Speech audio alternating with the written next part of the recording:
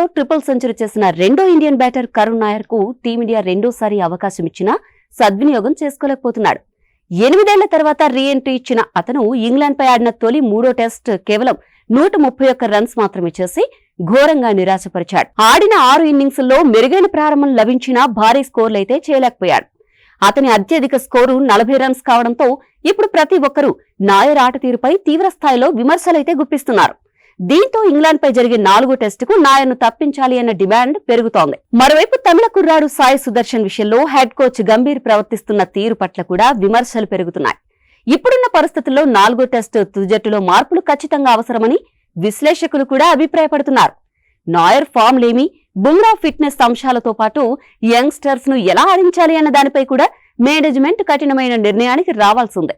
అందుకే domestic circuit లో రాణించిన Sai Sudarshan, Abhimanyu ఈశ్వరన్లో ఒకరికైతే chance ఇవ్వాలని మాజీలు డిమాండ్ చేస్తున్నారు.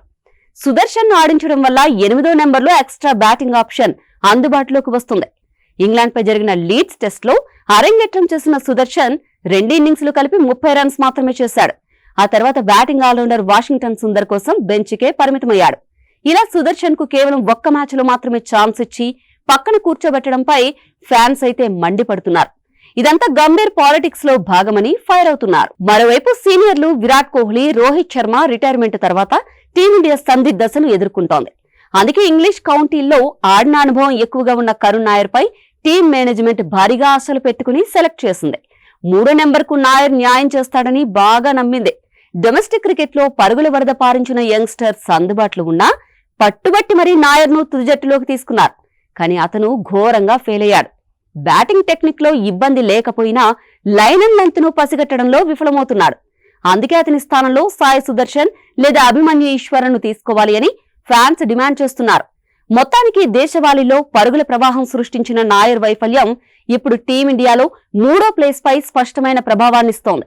5 మ్యాచ్ల సిరీస్ లో ఇండియా 1-2తో వెనుకబడ్డం, 4వ టెస్టుకు కాస్త సమయం ఉండడంతో 3వ నెంబర్ కు సరిపోయే బ్యాటర్ ఎవరు అనేది అర్జెంటుగా తేల్చాల్సిన అంశం. ఇటు కుల్దీప్ యాదవ్ ను ఏం చేస్తారనే ప్రశ్న కూడా తలెత్తుతోంది. ఇండియా బౌలింగ్ మార్పులపై కూడా ఆలోచిస్తోంది.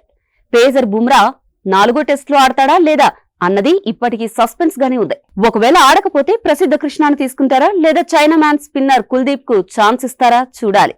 ప్రస్తుతం జట్టులో ఉన్న జడేజా, సుందర్ బ్యాటింగ్ తో పాటు స్పిన్నర్లుగాను జట్టుకు బాగా ఉపయోగపడుతున్నారు. కాబట్టి వీళ్లలో ఒకరిని తప్పించి కుల్దీప్ ను తీసుకోవడం దాదాపు అసాధ్యం.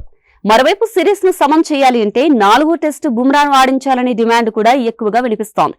మొత్తానికి 4వ టెస్టుకు తుది జట్టులో ఒక మార్పుతో వెళ్తారా లేక అనూహ్యమైన నిర్ణయాలు ఏమైనా వస్తాయా చూడాలి.